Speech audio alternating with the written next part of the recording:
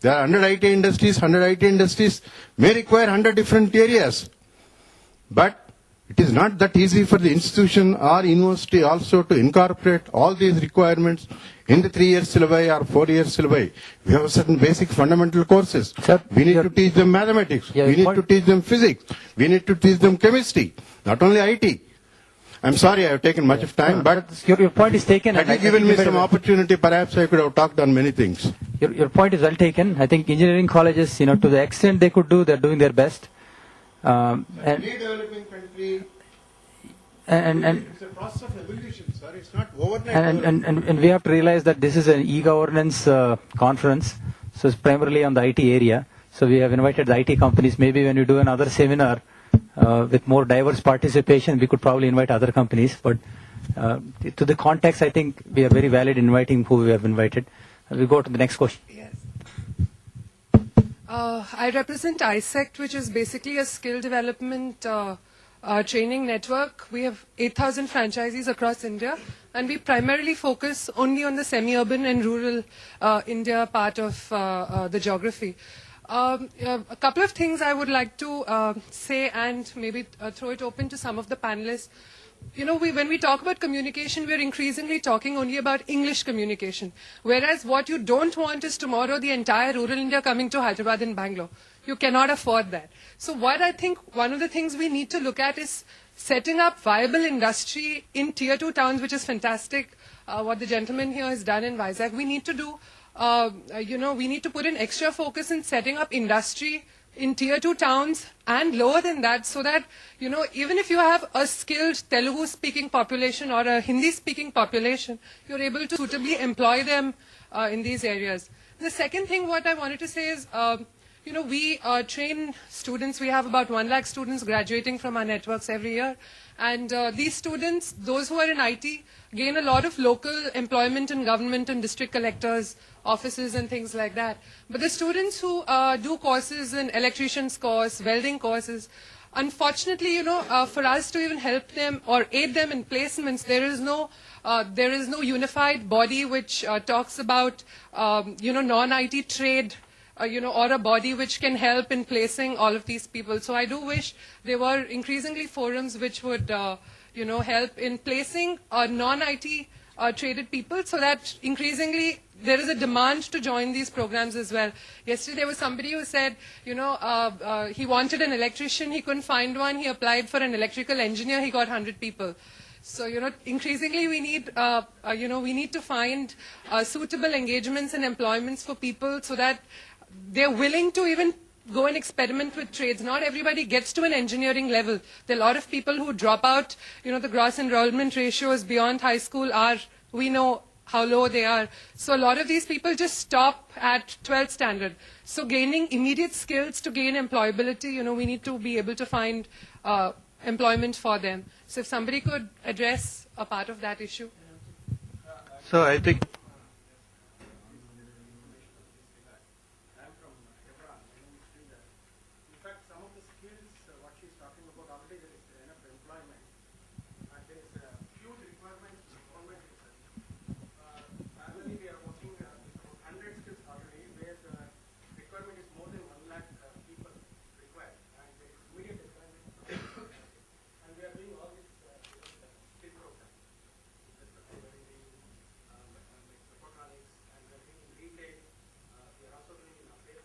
and it's already there.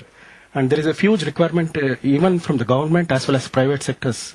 So it's available. Student can from 8th standard start his training and get into the employment.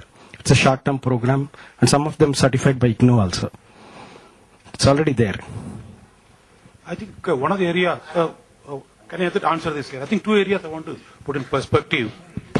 I think thanks for pointing out. I made in my speech, retail, finance, construction, these industries, manufacturing, their capacity is limited not by the investment, the factories, the know-how, by the skilled people. A. B is that, this is an empirical observation. I attend various meetings like this. The employer comes back and say, I have a blue-collar job. Like she said, I want an electrical technician, or we call craftsman. You'll get, the starting salary is equivalent to a BPO salary. But please understand, it's the student who wants to have Infosys job. It is the students. So that's why you'll find engineers, electrical engineer would have tried for 10 years or 5 years, would not have got the job and landed there. So we have an issue of promoting. In fact, this is what the National Skill Mission is grappling with. That in fact, my view is that the kind of thing that is happening with India and economics, especially the rural areas, I think what has happened in the IT sector will happen in a more manner. In fact, that is the reason that the government has given National Skill Development Council, mission, everything. The skills is a very important area. I think you are right. 1,500 skills are there. Yes. Only 350 skills are really codified. Some skills are not there. In fact, let me tell you, so some skills like, for example, sword making, the old skills are going off. The other skills are going off. Skills are very important. I think that's a very good point you have done. I want to add one more thing.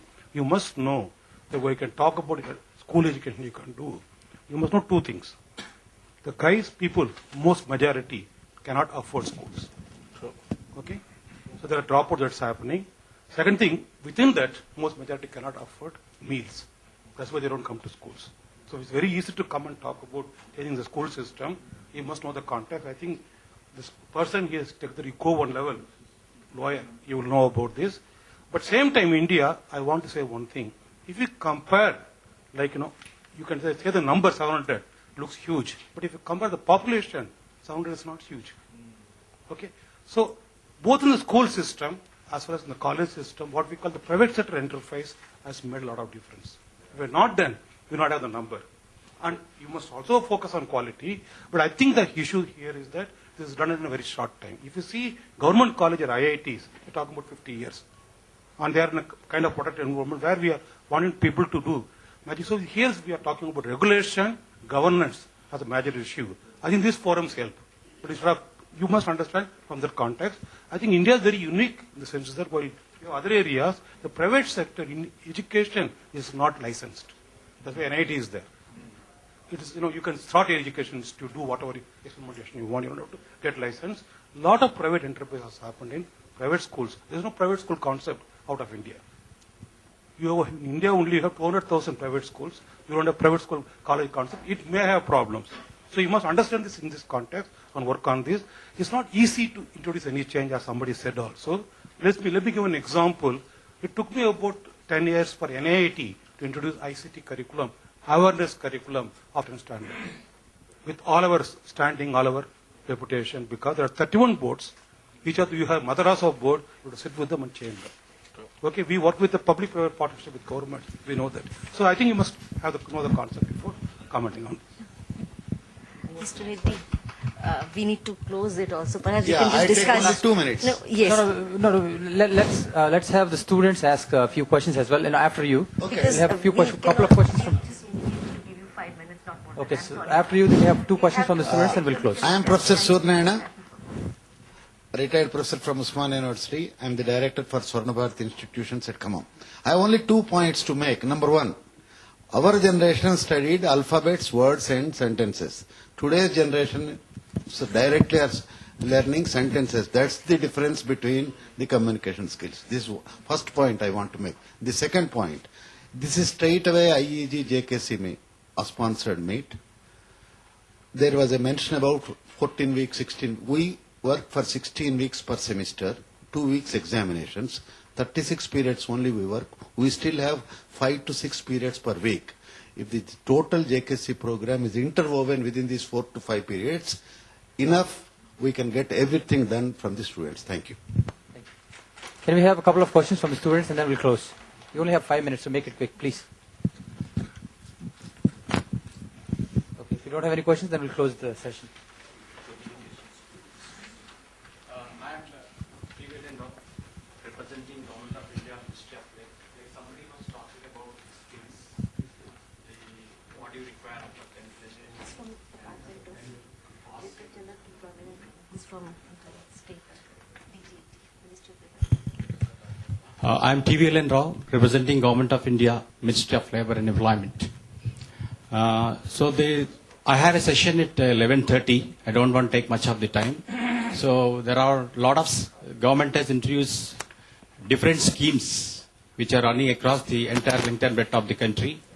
And like somebody was talking about MES, model employment skills, all these things I'm going to discuss in detail. My presentation at 11:30. So you can, those of you interested can look into that. Okay? Thank you. And we'll close the session. Thank all the panelists for coming here and all the audience. And hope you had good time here.